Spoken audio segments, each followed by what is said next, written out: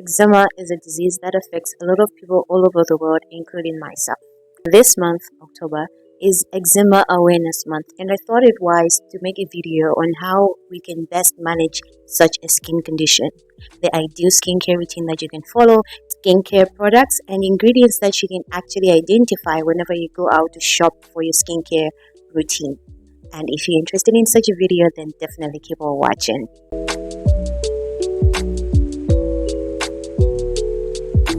Hi, my name is Tuonge and welcome back to my channel. If you're new here, welcome and thank you for joining my family. On this channel, we talk about natural hair, eczema, and home decor tips. Now, a quick disclaimer before I go on with this video is that I am not a skin doctor. I'm not a dermatologist, neither am I a medical practitioner. However, I'm an eczema warrior and I've had this skin condition ever since I was born. I was diagnosed at a very tender age, and this is a disease that runs across in my family. So I am just a girl on YouTube who loves to research and find better ways of how to manage her skin condition and her life overall, and loves to share this information whenever she can with other people, and that's why I'm here to share this information with you. But since eczema is something that affects people differently, if you do have any other information that I have not listed in this video, please do comment in the comment section below and I'll be so happy to interact with you guys there. Eczema is an umbrella term for so many inflammatory skin conditions. Its cause is really not known, but what is true about it is that anyone with eczema has a defective skin barrier. So with a defective skin barrier, this is what happens. Your skin barrier is not protected. It's not strong enough. It's not functioning the way it's supposed to. And with that, microbes and bacteria have easy access into the skin, and water levels or moisture levels from our skin escape the skin layer and our skin becomes dry. Essentially, someone with eczema is deficient of ceramides, and you can regard ceramides as the glue that cements skin cells together so that anything doesn't go in or out unnecessarily. So because the water content or the water levels or the moisture is escaping the body, and since the microbes and bacteria are also coming into the body, this will lead to a dry, scaly skin as well as one that is inflamed and irritated. There are 7 types of eczema, but the usual common one is known as atopic dermatitis or atopic eczema. Eczema usually occurs in infancy and it will die down as someone is growing. Sometimes it will occur when you're an adolescent or when you're an adult. But for some of us, for the most of us, it will be with us from the time we are born, and it will be with us all the way until we die. But overall, the key issue is that you are supposed to know what type of eczema you have. And you're only able to know this if you go and get diagnosed from a skincare doctor or from a dermatologist. Now, before I dive into the actual skincare routine and how to go about it, let me just clarify that eczema and dry skin are 2 different things. Just because you have dry skin does not mean that you have eczema, but one thing that you have to know about eczema is that you are definitely prone to dry skin. So what is the difference between eczema as well as dry skin? So first of all, eczema is an inflammatory skin disease. Your skin is always inflamed, right? Whereas with dry skin, you really don't have that particular condition. The next difference is that eczema is symptomatic. You have burning sensations, your skin can be stingy and it's very itchy. Whereas with dry skin is asymptomatic and you really don't feel anything. Your skin is just dry. Third, eczema is a disease that is usually genetic, and I'm saying usually genetic because for some, you may not have a history of eczema in your family, but it will just start on you. So that's why I'm saying it's usually genetic, but for the most of us, it is genetic. It runs in the family. Whereas with dry skin is not genetic. You just have dry skin. I'm sorry, I keep on saying you just have dry skin. With eczema, you lack moisture. Whereas with someone with dry skin, you lack oils in your skin. So the 5th difference is that eczema happens on isolated places where the skin folds or where you actually sweat a lot. But with dry skin happens on a broad general area. So it could be your legs, it could be your arms, but not on the places that I've just mentioned with eczema. The other difference between eczema and dry skin is that eczema is a skin disease that will happen in patches that I've already mentioned, and these patches will be hyperpigmented. For people like me with black skin or African descent, you definitely see gray patches or purple patches on your skin, and you also see little tiny bumps on your skin that come on top of your skin, and they actually ooze if you scratch them, or if they itch and you scratch on them, they actually ooze or weep, and these are called follicular or papular eczema. And you may also have this thickened layer that comes on top of your actual skin, which is very hard, and this is called lichenification. This happens in most people with eczema, and that's how you can identify it as eczema. But for someone with dry skin, you just have dry skin, which is wrinkly, and you have fine wrinkles or fine lines on your skin and a little bit of ashiness there and there.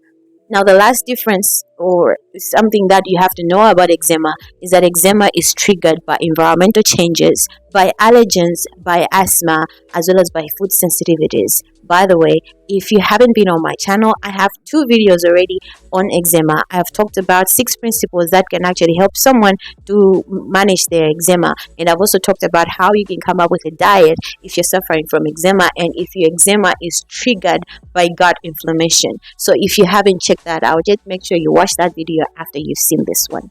Whew.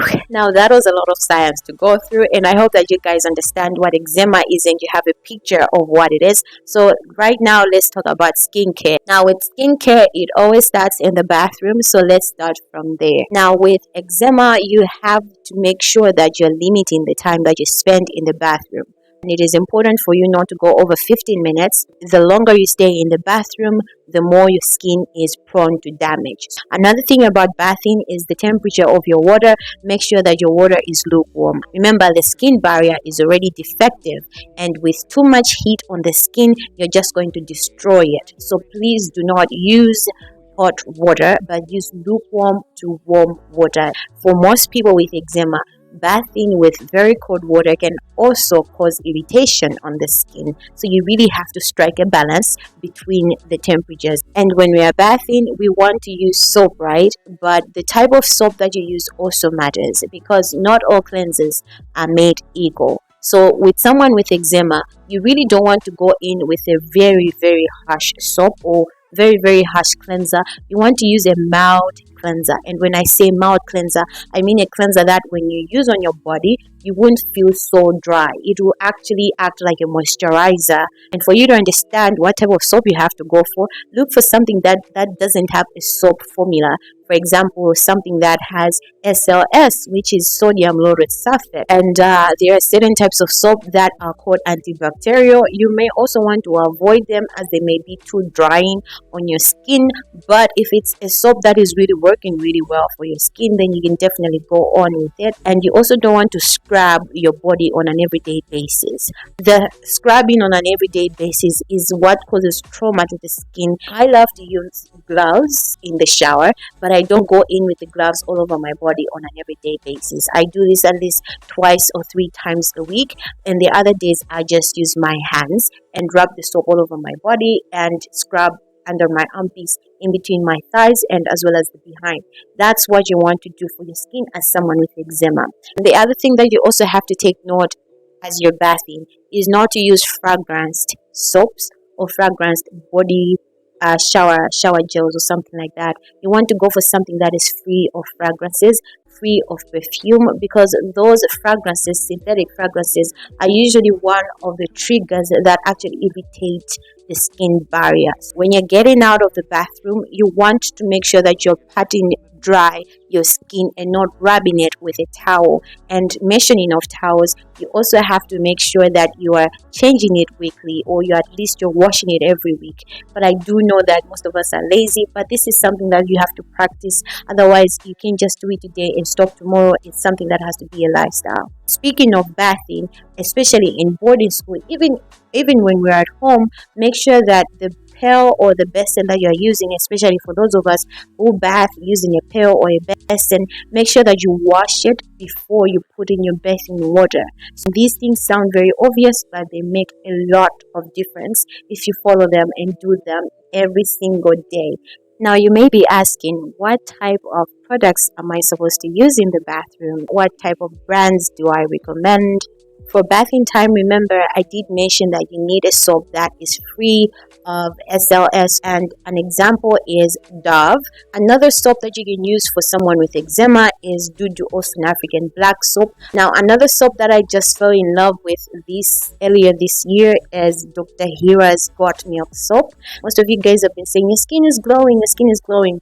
This is the soap. I use this on my face as well as my body, and it is very, very good. And other brands that you can also be interested in to use include Aveeno, Cetaphil, CeraVe, and Vanicream, as well as Eucerin, also Aquaphor. These are brands that are very, very good for eczema, which brings me to my next point, that you are supposed to have a reading habit. Whenever you go into the shop, if you don't know how to go about that, ask for help from people who know, like moi, and I'll be happy to help you guys on that one.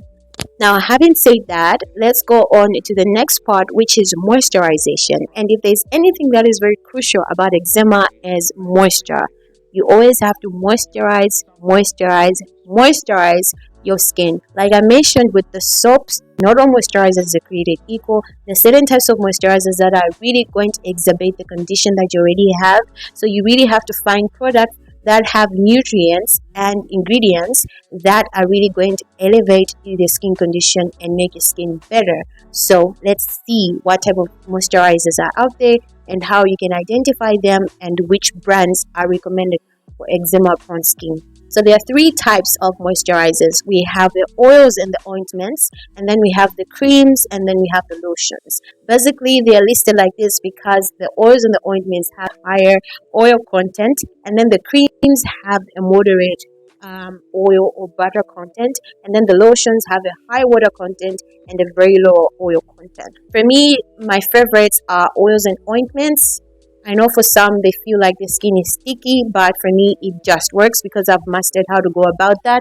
But let me go through the ingredients that you're supposed to look out for whenever you go out shopping before I actually give you a list of products that you can definitely go for. First ingredient that is really, really crucial for someone with eczema prone skin is colloidal oat milk. It is something that moisturizes the skin and heals it and makes sure that the skin is just amazing. And the best brand that is really known for colloidal oat milk is Aveeno. If you have the money, buy it. It is one of the best. Ceramides. Now remember, like I said, ceramides are like glue or cement that binds skin cells together.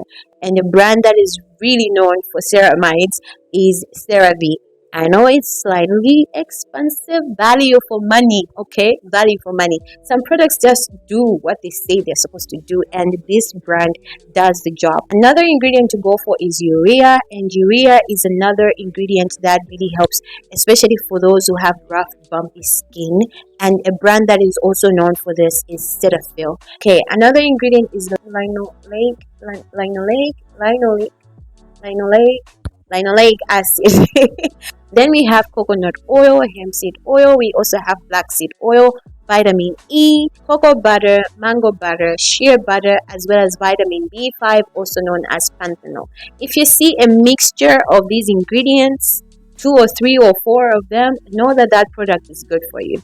So just try to read the ingredients at the back of the label of the product to see what is in there, and then you go for it in case you find a product that I do not mention in this video. But you have CeraVe, you have Cetaphil, you have Justine, you have Palmer's body oil, you have E45, Vaseline Blue Seal, Vaseline Advanced Repair Lotion, Eucerin in grams, and La Roche-Posay.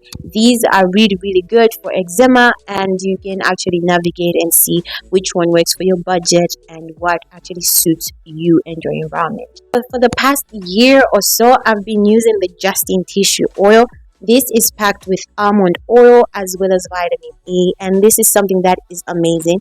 It's something that has really made my scars to start to disappear, and I know it says that it will elevate your skin condition in 2 weeks, but I've had the scars for a couple of years, so that is something that is just not going to happen overnight, which is something that I have to encourage you guys. Most of us want to see change in a day, but with eczema you have to be very patient. Just do what is good and continue doing it. Be patient and consistent, and you wake up one day and you realize that thing is gone. The other oil that has also been working is the Palmer's cocoa butter formula with vitamin E oil, and I just love it. It moisturizes your skin and softens the body. You smell like hot chocolate. You smell really, really good, and this is just something that is nice. You can put it in your bathing water and it's just going to make you better, especially if you are in an environment where you have hard water. This is really good. And another thing that I've been using ever since I was young, and it's something that I think will always be a staple in my skincare routine, Vaseline Blue Seal. This is amazing, and I'm talking about the original Vaseline Blue Seal. I know it comes scented as well, but I'm not talking about those. This is the one that I'm talking about, because petroleum is an occlusive, and when it wraps around your skin, it wraps around your skin, and no moisture is escaping, no microbe is going into your skin. So use it on your skin, especially when it's cold. Yeah, for your hands and your feet. This is really going to help you out. I know for other people, they don't find this to be moisturizing. I was speaking to a friend this other day and she said this makes her skin to be dry. Instead of using Vaseline Blue Seal jelly, you can actually use Aquaphor jelly, or you can use the Johnson petroleum jelly. Now, the other oil that I want to start using or want to try on my body is the one from Invegro. I don't know if that's how it's pronounced, Invegro. I think so. Invegro. This is Malawian. I mean, look at the branding itself. It's just so pretty. Yay! And that's one thing that motivated me to get it. This is made from hemp seed oil. It's natural hemp seed oil. I've used this oil before on my hair, but at the time they were using a glass bottle and it would usually break, and I stopped buying it.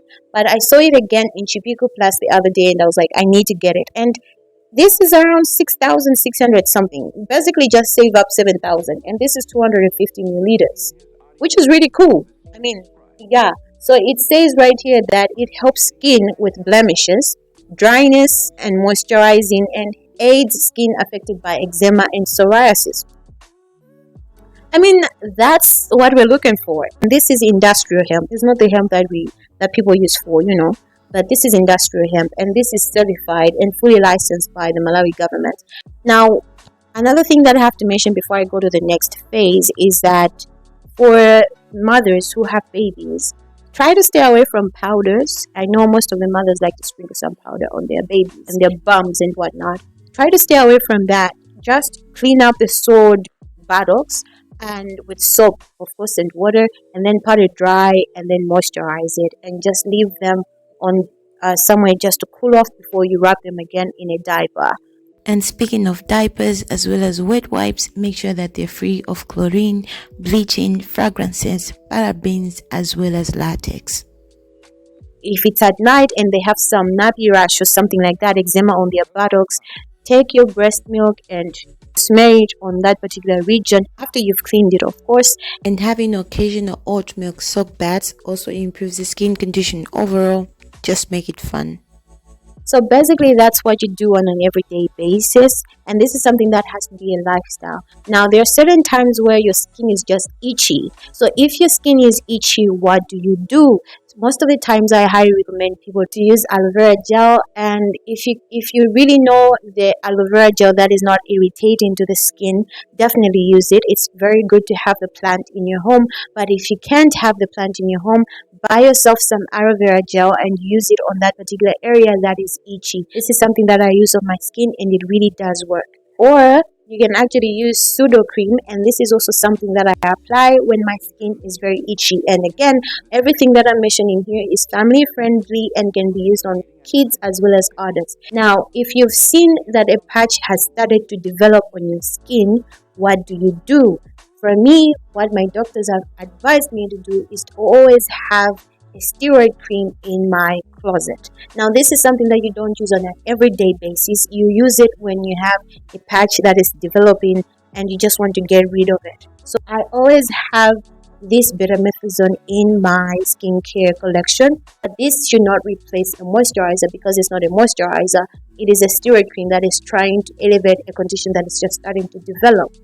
So this is how you use a steroid cream, and I'm just showing you guys that we start on clean hands. And here I'm just using a vegan hand wash from Astonish, And after I wash my hands, I pat them dry and then apply my body oil from Palmer's.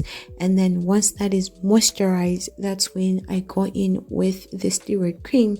And as you can see, I have a little patch here, and this is not very severe, so I take a very small tiny amount of the steroid cream and apply on that particular section, and keep on applying until the product has really absorbed itself into my skin. Now, as you see, I am applying the steroid cream after applying my body oil. Reason being, this is not a moisturizer, this is a treatment, and it has to go on something that is cushioning or protecting your skin. Basically, what you do when you're drinking medicine, you drink medicine after you eat, right?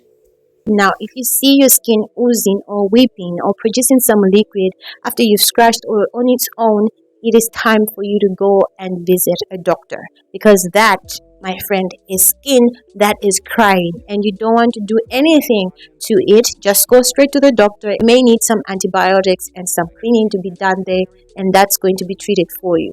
But in my case, 3 years ago, I decided to just be using, natural remedies and whatnot on a weeping eczema flare up, and it really caused havoc on my skin. So before it becomes that septic, make sure that you do all these steps that I've actually encouraged you to do.